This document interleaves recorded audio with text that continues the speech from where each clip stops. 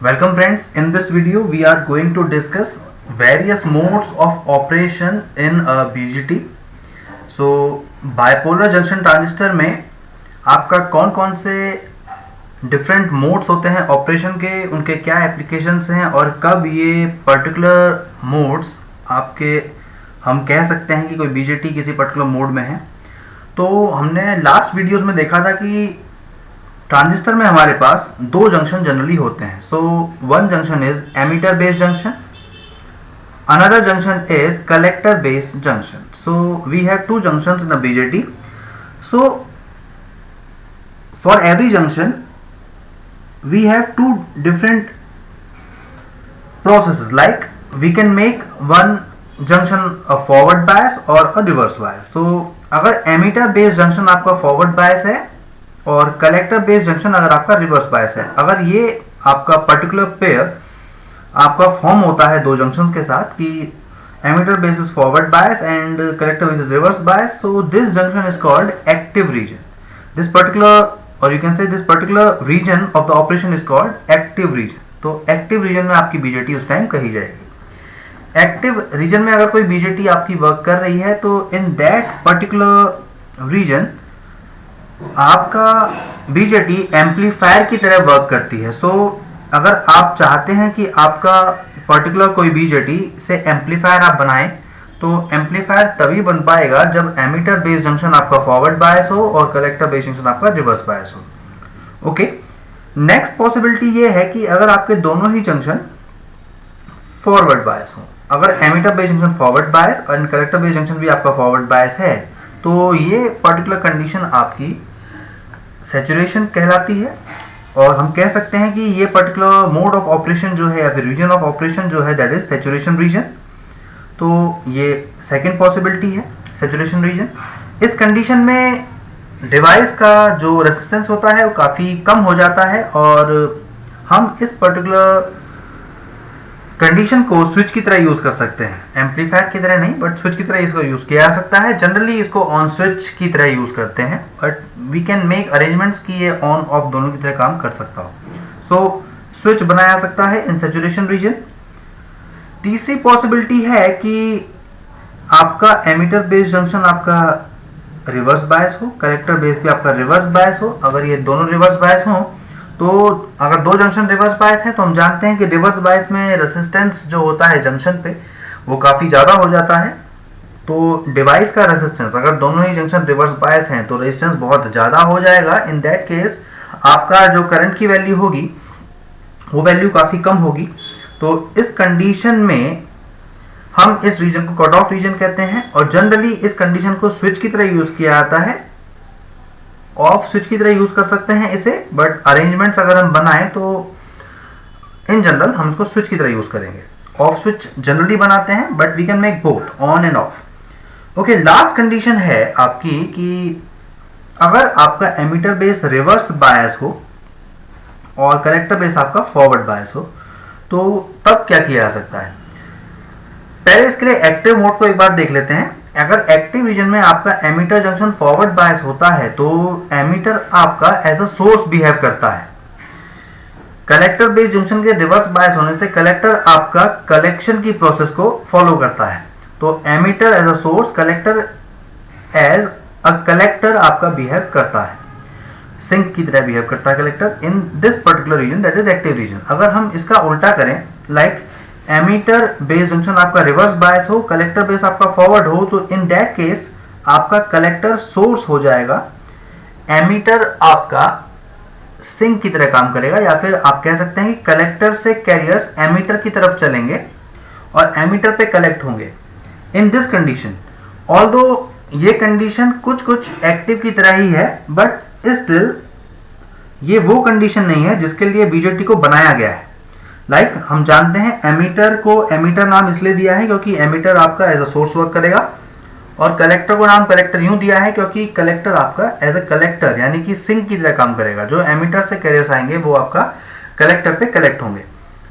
लेकिन inverse active mode में collector आपका एज अ सोर्स वर्क करता है, कलेक्टर से कैरियर्स इनिशिएट होते हैं, इंजेक्ट होते हैं और वो एमीटर पे कलेक्ट किए जाते हैं. तो this condition is almost like active region, ये कुछ एक्टिव रीजन की तरह दिखाई देती है, but it is not the condition for which this BJT is designed for. BJT को इसलिए डिजाइन नहीं किया गया है। सो इन दिस पर्टिकुलर कंडीशन हम बीजेटी को यूज नहीं करते हैं। तो इनवर्स एक्टिव मोड में generally this condition is not preferred, तो इसे हम प्रिफर नहीं करते हैं। तो जनरली हमें 3 कंडीशन पढ़नी होती है फिर, active region, saturation and cut off. तो एक्टिव कब है? जब एमिटर बेस फॉरवर्ड है, कलेक्टर आपका रिवर्स है। एमिटर बेस और कलेक्टर बेस दोनों ही जंक्शन अगर फॉरवर्ड है तो ये सैचुरेशन रीजन है, और इसमें हम स्विच की तरह बिहेव करेंगे आपका, या फिर बीजेटी आपका स्विच की तरह बिहेव करेगी।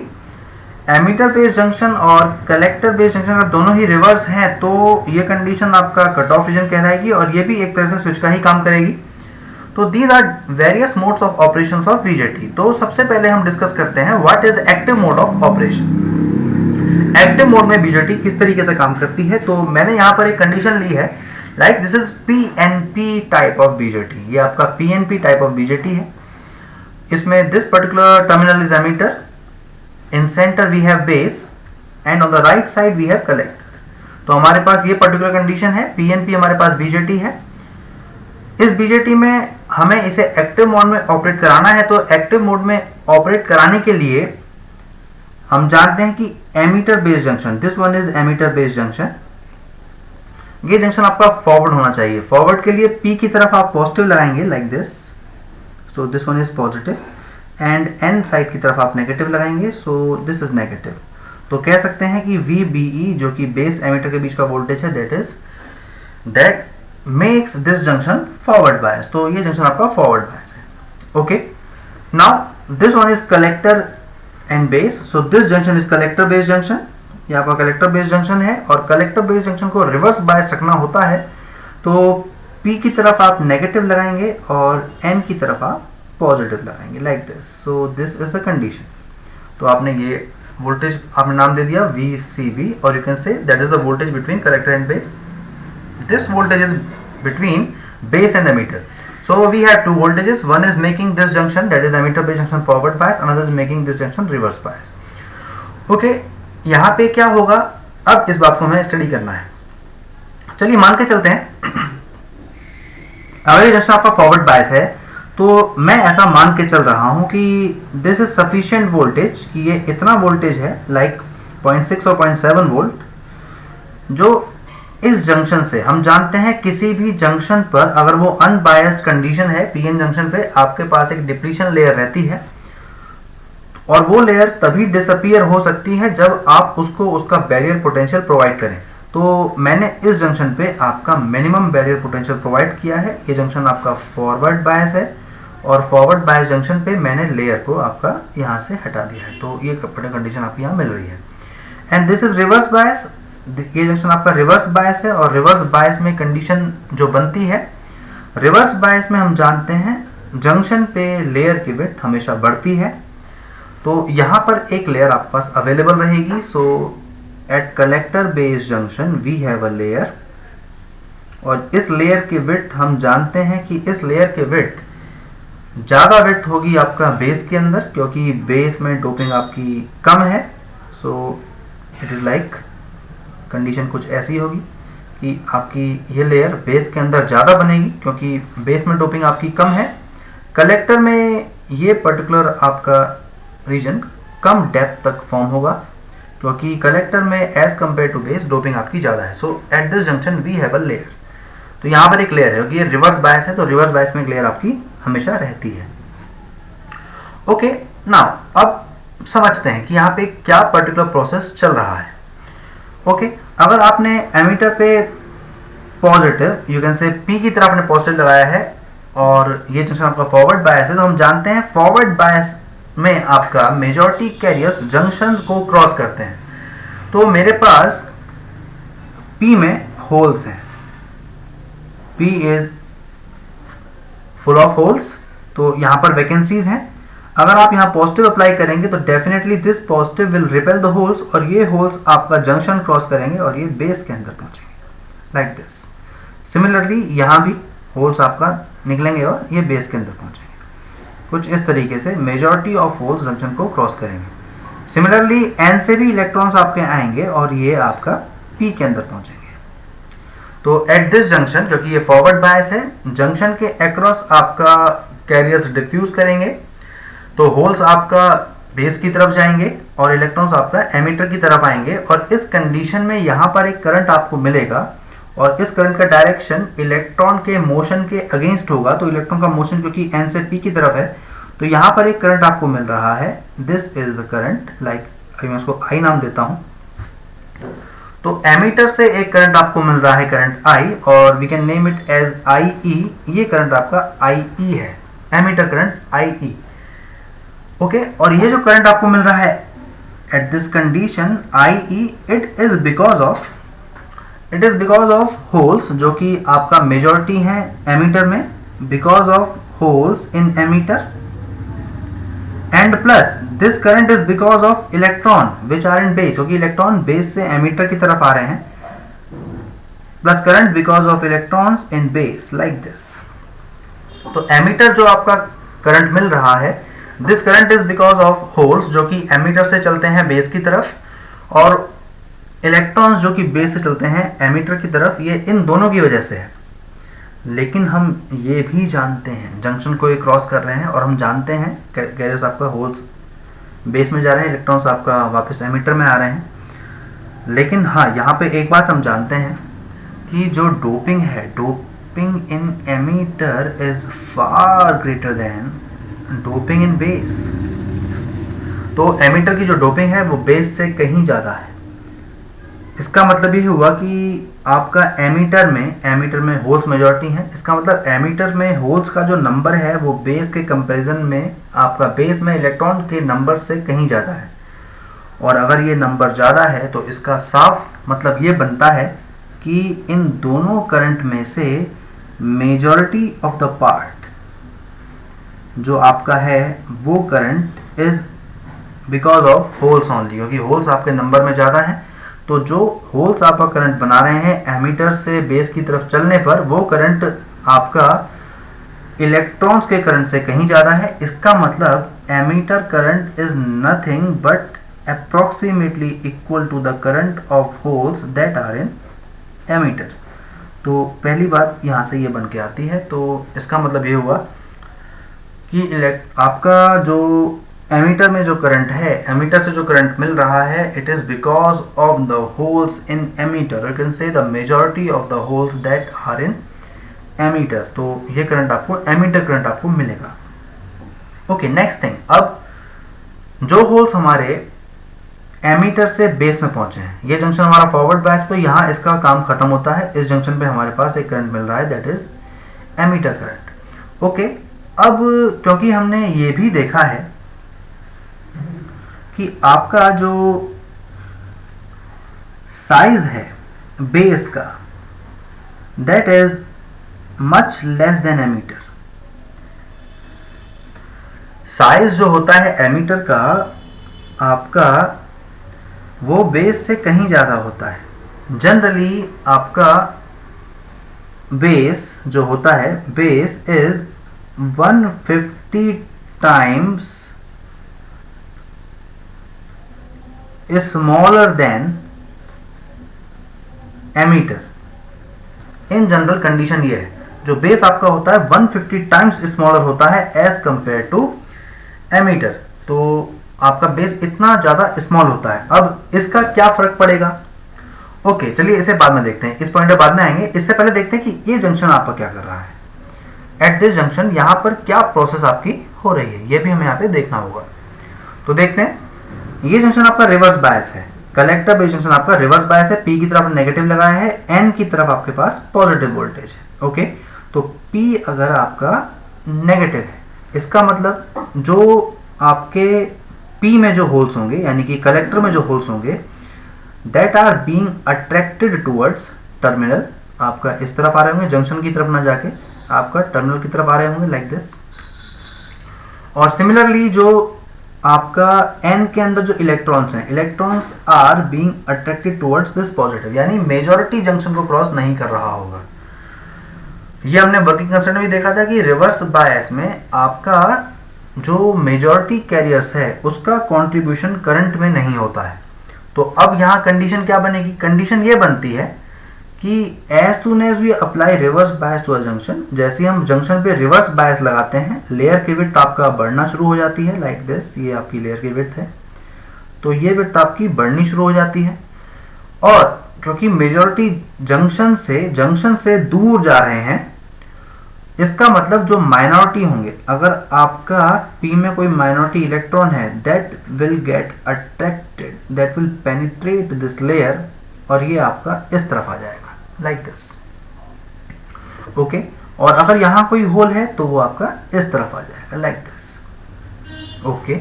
चलिए, तो ये कंडीशन बनती है, अगर यहाँ पर कोई होल होगा तो वो इस तरफ आएगा, तो इसका मतलब यहाँ पर माइनॉरिटी का एक्सचेंज होगा जंक्शंस के अक्रॉस, तो जंक्शन के अक्रॉस आपका माइनॉरिटी, आपका ये पर्टिकुलर कंडीशन आपकी बनेगी, माइनॉरिटी करंट आपका बनाएंगे। तो ये कंडीशन डेफिनेटली तब भी होती अगर आपके पास एमिटर जंक्शन नहीं रहा होता। मान के चलें अगर एमिटर आपका यहां पर नहीं भी है, इन केस एमिटर हमारे पास नहीं भी है लाइक दिस, अगर यहां एमिटर नहीं भी होता और सिर्फ मेरे पास क्या होता, सिर्फ और सिर्फ बेस और कलेक्टर जंक्शन रहा होता, तो तब भी आपका बेस के होल्स जो कि माइनॉरिटी हैं वो जंक्शन क्रॉस करके गए होते कलेक्टर की तरफ, और कलेक्टर के इलेक्ट्रॉन्स जो कि आपका कलेक्टर में माइनॉरिटी हैं वो जंक्शन क्रॉस करके आपका इस तरफ गए होते। इसका मतलब इस जंक्शन पे पहले से ही एक करंट आपको मिल रहा होता जो कि बेस और कलेक्टर के कैरियर्स की वजह से ही है, और दूसरी कोई वजह नहीं है। जो आपके माइनॉरिटी बेस में ऑलरेडी अवेलेबल हैं, जो कि कुछ होल्स हैं मेरे पास बेस में माइनॉरिटी, और जो माइनॉरिटी कलेक्टर में इलेक्ट्रॉन्स की तरह हैं, वो आपका जंक्शन क्रॉस कर रहे होते और एक करंट आपको मिल रहा होता, और ये करंट डेफिनेटली इसकी डायरेक्शन क्या होती, इलेक्ट्रॉन के मोशन के अगेंस्ट, तो एक करंट पहले से ही आपको मिल रहा होता। तो इस करंट को मैंने नाम दे दिया आपका ICBO। अभी ICBO क्या है, ICBO है current between collector and base, collector और बेस के बीच का current when emitter is open. तो एक करंट तो इस जंक्शन पे पहले से ही अवेलेबल है, लेकिन एमीटर के यहां पर आने से क्या फर्क पड़ा है इसको देखते हैं, ओके। तो अब एमीटर रोल में आता है, यानी कि जंक्शन रोल में आता है। अब जैसे ही आप यहां फॉरवर्ड बायस करेंगे, तो फॉरवर्ड बायस करने की वजह से आपका होल्स एमीटर से बेस में जाएंगे, लेकिन क्योंकि बेस का जो साइज है that is 150 times smaller than the emitter, तो जो यहां से आपके रिपेल होके होल्स बेस में आ रहे हैं, उनमें से majority of the carriers directly आपका कलेक्टर की तरफ भागेंगे, क्योंकि बेस का जो साइज है that is very very small as compare to emitter. इसका मतलब क्या बात ध्यान रखनी है कि मेजॉरिटी ऑफ कैरियर्स जो कि आपका एमीटर से आ रहे हैं, कमिंग फ्रॉम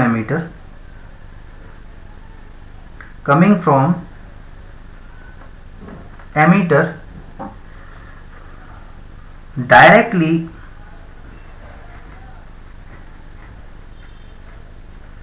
अप्रोच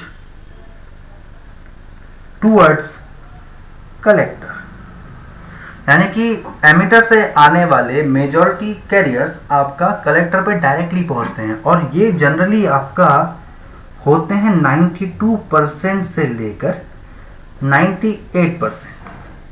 यानी कि अगर यहाँ से 100 कैरियर्स चले हैं, तो ये 100 कैरियर्स में से आपके इन जनरल 92 या 98 आपके कैरियर्स डायरेक्टली यहाँ पहुंचेंगे, ओके। तो ये कैरियर्स आपको डायरेक्टली अप्रोच करेंगे, लेकिन ये जंक्शन के होने पर है। अगर ये जंक्शन यहाँ नहीं होता तो तब भी एक करंट हमें यहाँ पहले से ही मिल रहा होता, दैट इज ICBO, ओके। इसका मतलब क्या हुआ, क्योंकि हमने देखा था कि एमीटर करंट जो होता है, emitter current is because of majority of the holes in emitter की वजह से है। तो अब अगर ये कंडीशन है, इसका मतलब यानी कि यहां से अगर 100 कैरियर्स चलते हैं, तो ये 100 कैरियर्स ही आपका एमीटर करंट को बनाते हैं, ऐसा मान सकते हैं, क्योंकि हमने बेस से आने वाले इलेक्ट्रॉन से करंट को नेग्लिजिबल माना है।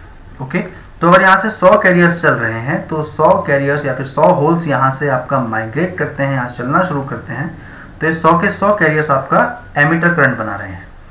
लेकिन आउट ऑफ दीज 100 जो कि ये बेस में पहुंचते हैं, आउट ऑफ दीज 100, इन 100 में से 92 या 98% कैरियर्स डायरेक्टली कलेक्टर पे अप्रोच करते हैं, क्योंकि यहाँ पर ये माइनॉरिटी बन जाते हैं और माइनॉरिटी जैसे ही यहाँ पहुंचेगा माइनॉरिटी डायरेक्टली अप्रोच करेगा। इसके अलावा हम ये भी जानते हैं कि जो साइज ऑफ द बेस होता है that is very very small as compare to emitter, almost 150 times smaller than emitter, तो डायरेक्टली यहाँ अप्रोच करते हैं। इसका मतलब जो करंट इनिशियली बिना एमीटर के था वो तो है ही, इसके अलावा कुछ कैरियर्स एमीटर से कलेक्टर पे और पहुंच रहे हैं, यानी कलेक्शन भी हो रहा है। और ये कितने हैं? Those carriers are 92 to 98% of कौन से कैरियर्स या फिर कौन सा करंट? अगर यहाँ 100 होल्स आपका करंट बनाते थे एमीटर करंट, तो आउट ऑफ दीज 100 92 यहाँ पहुंच रहे हैं। इसका मतलब एमीटर करंट का 92 से 98% हिस्सा कलेक्टर पे डायरेक्टली अप्रोच करता है, क्योंकि होल्स का मोशन आपका इस डायरेक्शन में है, तो डेफिनेटली करंट का भी जो आपका डायरेक्शन होगा वो यही होगा। और इसको मैं नाम दे रहा हूं, इस करंट को मैं जो नाम दे रहा हूं, दैट करंट इज IE, क्योंकि IE का कितना परसेंट है? 92% है, तो let the 92% be named as alpha. तो इसको अल्फा नाम दे दें कि अल्फा जो है 92% है, तो अल्फा इंटू IE, यानी IE का 92% हिस्सा डायरेक्टली आपका कलेक्टर पे पहुंच रहा है। इसका मतलब क्या हुआ? इसका मतलब ये हुआ कि कलेक्टर पे जो टोटल करंट आ रहा है वो करंट आपका कुछ हिस्सा तो एमीटर करंट से आने वाले करंट का हिस्सा है, यानी अल्फा 92% और 98% ऑफ IE, प्लस कुछ करंट जो ऑलरेडी वहां अवेलेबल था, दैट इज अगर एमीटर यहाँ पे नहीं भी होता तब भी एक माइनॉरिटी करंट यहाँ मिल रहा होता, ICBO, तो ये दो करंट यहाँ मुझे मिल रहे हैं। इसका मतलब क्या हुआ? इसका मतलब ये हुआ कि जो आपका कलेक्टर करंट है, कलेक्टर करंट IC जो है, IC जो मुझे मिल रहा होगा, IC जो मिल रहा होगा, ये कुछ हिस्सा तो एमीटर करंट से आने वाले करंट का होगा, emitter current alpha into IE जो कलेक्शन से आ रहा है, प्लस इसके अलावा कुछ करंट वहां ऑलरेडी भी अवेलेबल था। अगर वहां एमीटर ना भी होता तो वहां पर कुछ करंट ऑलरेडी अवेलेबल था, दैट इज ICBO। तो यहां पर अल्फा जो टर्म है, इस अल्फा को हम नाम देते हैं ट्रांसपोर्टेशन फैक्टर, ट्रांसपोर्टेशन फैक्टर, और बहुत कॉमन नाम इसका जो दिया जाता है that is current gain, current gain, ये करंट गेन आपकी टर्म है। तो अल्फा जो है ट्रांसपोर्टेशन फैक्टर है, ट्रांसपोर्टेशन इन द सेंस कि out of 100 those are coming from emitter, उनमें से कितने आपके कलेक्टर पे पहुंच रहे हैं। तो अल्फा फैक्टर आपका कलेक्टर पे पहुंचता है, तो एमीटर करंट का आपका अल्फा फ्रैक्शन आपका कलेक्टर पे पहुंचता है, तो this is the collection part, this is the current that is already available at the junction. So ICBO is current between collector and base when emitter is open, or you can say emitter is not there. तो IC आपका ये हिस्सा है। Okay, अब इसके अलावा एक current हमारे पास बचता है, what is base, what is base current. So what is base current, यहाँ पे देखते हैं। जो बेस करंट है वो कहां से हमें मिलेगा, तो देखते हैं बेस करंट हमें कहां से मिलने वाला है।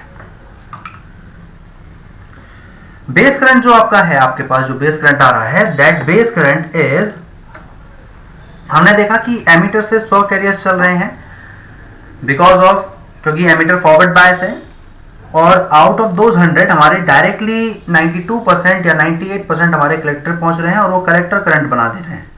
लेकिन इसके बाद भी डेफिनेटली कुछ होल्स यहां पर रुकेंगे, लाइक कुछ होल्स हमारे पास यहां भी रुकेंगे, यानी कि मान लीजिए अगर 92 होल्स यहां पहुंचते तो 2 होल्स हमारे पास यहां रुकेंगे, जो आपके n में पहुंचे। अब n जो है, n में इलेक्ट्रॉन्स की अवेलेबिलिटी ज़्यादा है, n टाइप है ये, तो n टाइप में इलेक्ट्रॉन्स ज़्यादा हैं। अगर इलेक्ट्रॉन ज़्यादा है और n में कोई वैकेंसी बनती है तो दैट वैकेंसी जैसे ही यहाँ होल पहुंचेगा वो तुरंत फिल हो जाएगी, यानी कि दोज विल रिकम्बाइन। यहाँ पे जो होल पहुंचेगा दैट विल रिकम्बाइन, ये रिकम्बाइन कर जाएगा किसी इलेक्ट्रॉन से, यानी कि जो n के अंदर 2 इलेक्ट्रॉन थे वो 2 इलेक्ट्रॉन इन खाली जगहों पे पहुंच जाएंगे, यानी n के अंदर 2 इलेक्ट्रॉन की कमी हो जाएगी।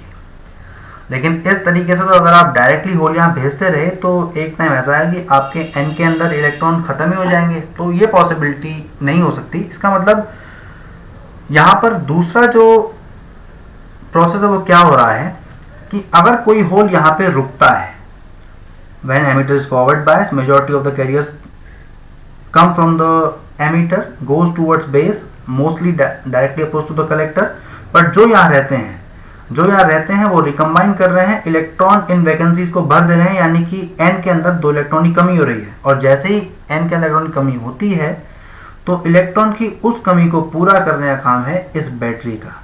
यानी कि हम जानते हैं बैटरी आपका चार्ज को सप्लाई करती है, तो जैसे ही कोई चार्ज कैरियर यहाँ पे इलेक्ट्रॉन खत्म होता है तो इलेक्ट्रॉन हमारा जो भी यहाँ डिसअपियर होगा बिकॉज ऑफ रिकॉम्बिनेशन, मान ली 2 इलेक्ट्रॉन खत्म होते हैं तो वो 2 इलेक्ट्रॉन ये नेगेटिव टर्मिनल अपने पास से यहाँ से भेज देगा। लाइक जो 2 इलेक्ट्रॉन यहाँ पे कम हो गए थे बिकॉज ऑफ रिकॉम्बिनेशन, वो 2 इलेक्ट्रॉन्स हमारे यहाँ से चलेंगे और बेस में एंट्री करेंगे। 2 इलेक्ट्रॉन रिकम्बाइन करें तो 2 इलेक्ट्रॉन यहाँ चले। अगर यहाँ 4 रिकम्बाइन करते तो यहाँ से 4 इलेक्ट्रॉन यहाँ पे इस कंडीशन को या फिर इस पर्टिकुलर n में जो आपकी कमी हो गई थी इलेक्ट्रॉन्स की उसको पूरा कर देते। इसका मतलब अगर इलेक्ट्रॉन यहाँ से चल रहे हैं तो इलेक्ट्रॉन के मोशन के अगेंस्ट भी एक करंट है, and that current is IB। यही करंट आपका बेस करंट है IB, जो बेस पर बन रहा है। तो बेस पर जो करंट बना दैट इज IB। डायरेक्शन समझ में आती है कि इलेक्ट्रॉन अगर यहाँ जा रहे हैं तो बेस करंट आपका बाहर की तरफ आ रहा होगा, लाइक दिस। अगर एमिटर करंट को देखें तो एमिटर करंट में क्योंकि होल्स हमारे इस डायरेक्शन में जा रहे हैं, इलेक्ट्रॉन्स इधर आ रहे हैं, तो एमिटर करंट की डायरेक्शन जो बनती है वो भी होल की डायरेक्शन जो आपकी बन रही है that is this is IE, ये आपका IE है। ओके, अब कलेक्टर पे क्या हो रहा है, कलेक्टर पे एक करंट पहले से ही था जो कि इस जंक्शन के रिवर्स बायस होने की वजह से था, दैट इज ICBO, तो वो तो है ही, प्लस जो होल्स आपके डायरेक्टली एमिटर से कलेक्टर पे अप्रोच कर रहे हैं तो कुछ करंट आपका वो भी है दैट इज अल्फा IE, और ये दोनों की डायरेक्शन सेम है तो इन दोनों का सम है, तो डायरेक्शन इसकी भी आपकी बनेगी दैट इज IC। तो आपका कुछ करंट आपका ये बनता है IC। तो ये आपकी डायरेक्शन अगर हम देखें तो IE यहाँ से आया और ये दो हिस्सों में बढ़ गया IB एंड IC। तो इस तरीके से एक्टिव मोड में BJT आपका वर्क करती है। तो देखें इसे, एट द एंड हम क्या देख रहे हैं कि एमिटर से कुछ कैरियर्स हमारे इंजेक्ट हुए, तो बिकॉज ऑफ मेजॉरिटी इंजेक्शन हमारे पास एक एमिटर करंट आया जिसकी डायरेक्शन हमने ये मानी है, और ये PNP के लिए देख रहे हैं। सो दिस इज PNP के लिए कंडीशन ऐसी बनेगी, तो इंजेक्शन अगर हो रहा है तो बिकॉज ऑफ इंजेक्शन हमारा एमिटर करंट बन के तैयार होता है।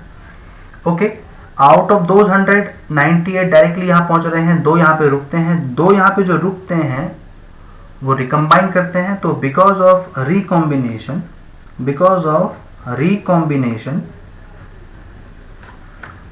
रिकॉम्बिनेशन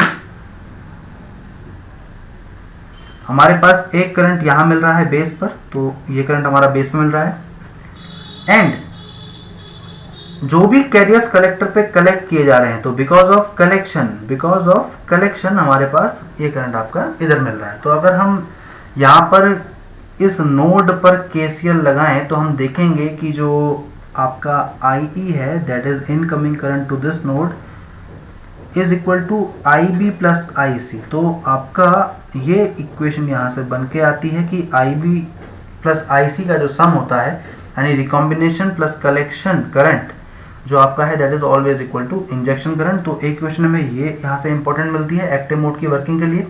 दूसरी हमारी जो इंपॉर्टेंट इक्वेशन है that is this equation, collector current is always the sum of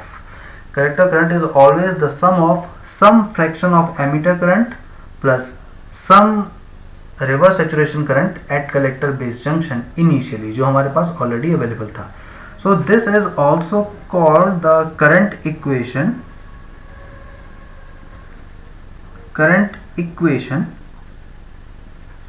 of BJT. तो ये हमारी करंट इक्वेशन भी है. तो collector current is equal to alpha IE plus ICB, where alpha is current gain or you can say transportation factor. So this is the working of BJT in active mode. तो active mode में BJT कुछ इस तरीके से काम करती है हमारे पास, और हम देख रहे हैं कि आउटपुट करंट अगर कलेक्टर करंट है, it is dependent on the input current that is emitter current. So BJT is current control device as we all know. This is all about active mode operation of a BJT. Hope you have enjoyed watching this video. Thank you.